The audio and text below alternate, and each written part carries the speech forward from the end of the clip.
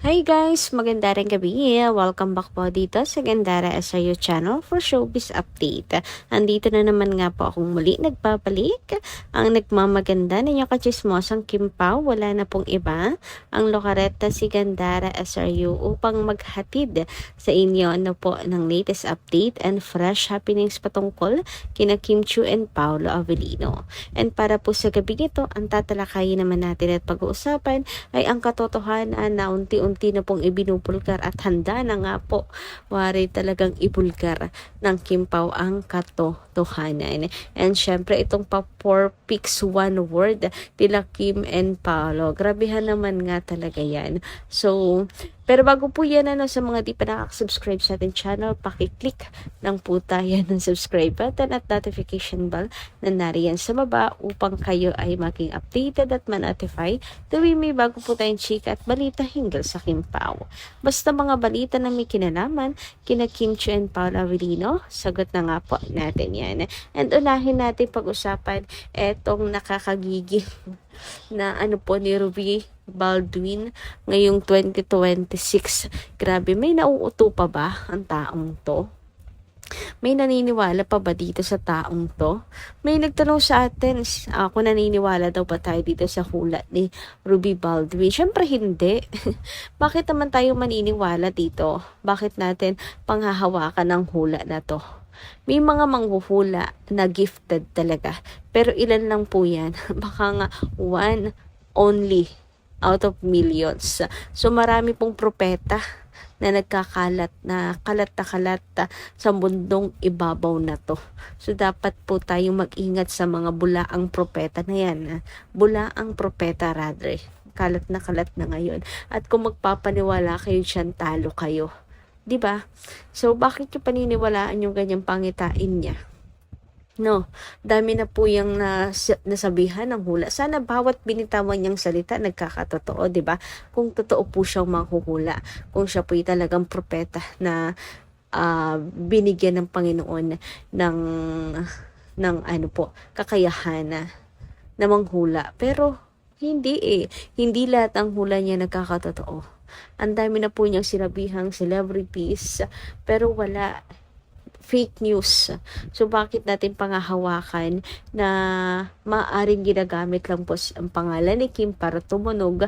Kasi kailangan sa content yung talagang mawiwindang yung mga tao sa kanyang ibabalita, 'di ba? And mukhang yun naman yung habol kasi stress yung ginamit po niya hindi naman bago na stress ngayon si Kim. 'Di ba? Magulat tayo kung bigla niya nahulaan na may problema si Kim. Tapos na hindi natin alam, bigla na lang na bulgar, na naman na totoo pala. Hindi. Alam po natin na may problema si Kim. Tapos para na siyang doktor na idadiagnose na dahil sa stress. OMG. Basang-basa na yung mga ganyang galawan po. Alam niyo, parang grade 1. So, sana po ay wag niyong guluhin yung utak ninyo dahil lang sa mga ganitong klaseng hula, no? Medyo nakakagigil 2026 pero gumagawa ng issue. So hindi na siguro mabenta itong kanyang gawain na yan. Wala na sigurong naniniwala kaya gumagawa ng ingay. So kasi kapag wala nang maniniwala, wala nang magkakaroon ng interest panoorin siya, na mag-engage sa kanya, na maniwala pa sa kanya. Siguro bumababa yung mga insights niya ganyan. Kaya gumagawa siya ng gayang makakawindang na viral sa social media. Nag-viral po si Kim marahil gustong gumatong ng taong to. Anyway, dumako naman tayo dito sa mga komento ng ating mga taga-subaybay bilang pasasalamat sa walang sawang pagsuporta. First comment natin mula po kay Ma'am Norma Dayag. Sabi niya, Gandara, according to Ogie, si Kimi daw, ang makakatuluyan niya ay non-showbiz. Ayon kay Rudy Baldwin. Ay, nako, confused na naman ako dito. God bless din boto. Ayan, si Ma'am Norma Dayak, nabibiktima na ni Rudy Baldwin na yan. Ano ba yan? Ruby o Rudy? Para siya sa buhay niya. Eto po, si Ma'am Norma Dayak, isa po sa nakukonfuse na tuloy dahil sa chika na yan. Unang-una, bakit kailangan natin paniwalaan, lalo na kung negative? Alam niyo yun, ma-attract nila. Alam niyo yung law of attraction. Kapag kapaniniwalaan nyo yan, yan lang po yung sasagi po sa isip ninyo. Mamanifest nyo pa, 'di ba? Isoplanin nyo. Okay, and according. Hay nako, kung totoo namang hula siya, sana'y hulaan niya sino ang presidente ng Pilipinas na matino na talaga makakapagpaahon or magiging presidente ng Pilipinas na makakapag-ahon sa Pinas at baka may magawa pa siya at maitulong sa lipunan. Hindi yung mga ganyan na balita. Grabe, no? Sarap pa ipatalbog na lang po sa kanya. Ito kanyang mga sinasabi. About naman kay Ogie, nako, ayan na naman tayo.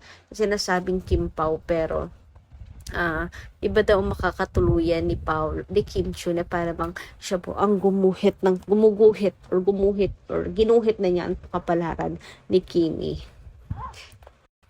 Anyway, sabi naman dito ni Tanesirka Ahes, magandarang gabi. Ano ba to? Sirakahes. Magandarang gabi. May vlog si Ogie, guest niya si Rudy Baldwin. Unang name banggit si Kim Chiu agad. Ingat sa health. Yan, wag pa stress, let go. Yung nawalang pera, wag lang magtiwala. May blessings na darating, sobra pa daw. Wag isipin yun. Wala sanang advice kay Kim Chiu. Banggit ni Ogie.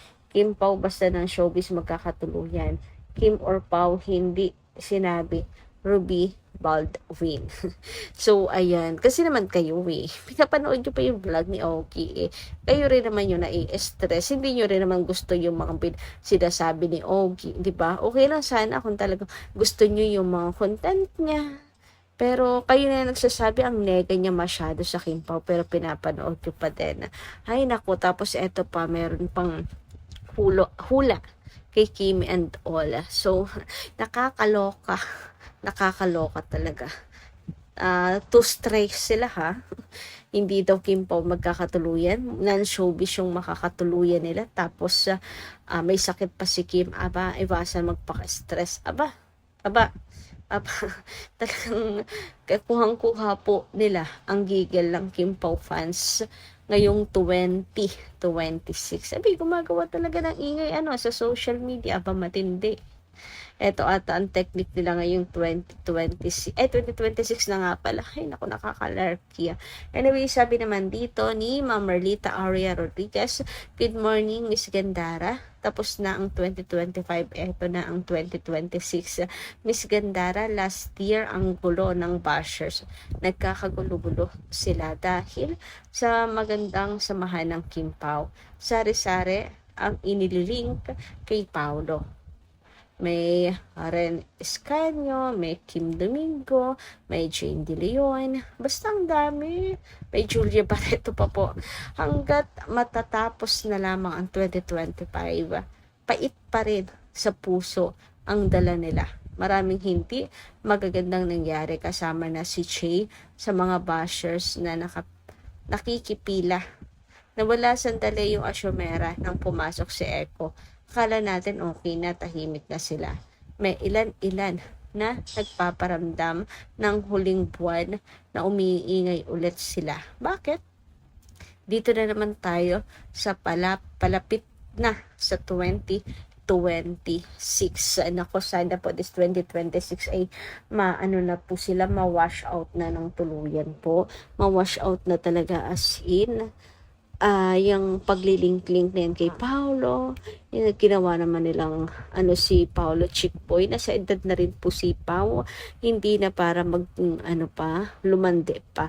And si Kimi talaga naman pong hindi siya malandi, kaya wala po silang kahit na sinong maililink po dito kay Kim Chiu dahil grabe yung schedule ni Kimi, halos wala na nga pong time sa sarili. Gagawan pa nila ng issue, hindi na po talaga kapanipaniwala po iyon. High valued woman si Kimi, tinitingal at hinahangaan po yan ng mga kalalakihan nga Kaya ang ideal woman nila si Kim, kasi gustong gusto nila ang ugali, pagkadesente at high valued woman nitong si Kim Chiu. Anyway, lumako naman po tayo dito sa perfect one word na to ng Kim Pao. Ayan, nakikilala niyo po ba yan? Aba, pamilyar na pamilyar, hindi po ba? Ito po yung mga ayuda ng nila Kim and Paolo para po sa lahat ng mga supporters. Huy, grabe naman nga yan. Itong mga pictures na to, ayan, perfect one word. Ang apat na larawan na yan is equal lamang po yan sa isa. Equals Kim Pao. Kim Pao is real. Kim Pao is real in real life. Totoo ang Kim Pao. Ayan. Hashtag Kim Pao forever. Huy, grabe naman nga yan. So, yan po ang sinasabi ng mga larawang ito. And peace po dahil sa nilalapag na po ni Kim Chiu yan, pinagmamalaki. Masasabi nga po natin na handa ng ipagsigawan at ibulgar nila ni Paolo Avellino ang katotohanan. Grabe, talagang mawiwin lang po ang mga fans niya na kapag talagang literal yung kanila pong pag-amin. So, dinadaan po muna nila tayo sa installment na pa-soft launch na yan. Uy, grabehan. So, eto nga, gifts or special, mega kilig ako. Flowers as a Valentine's gift, Karcher watch, at as birthday gift, Michelin Resto as UK date special, Norway or Iceland as holiday getaway special. Her subtle way confirming that our Delulu is real. Hashtag by Kim Pao heart is full of love and happiness. Nako, lahat po tayo. Yes, totoo dyan. Ito po ay nagpapatunay lamang at nagko-confirm na ang mga dilulo po natin talaga is totoo. Grabe nga yun. Sabi nga nila, di ba, mag-out of the country ba naman ang Kim Pao at magti-date nang walang sila. Common sense, di ba? Join force na talaga po sila sa pagpapakilig nila Kim and Paolo. Anyway, dito lang muna ating update. Maraming salamat po sa inyong pakikinig. Kita-kits po tayo muli sa mga susunod pa nating chikas. Maraming pong salamat.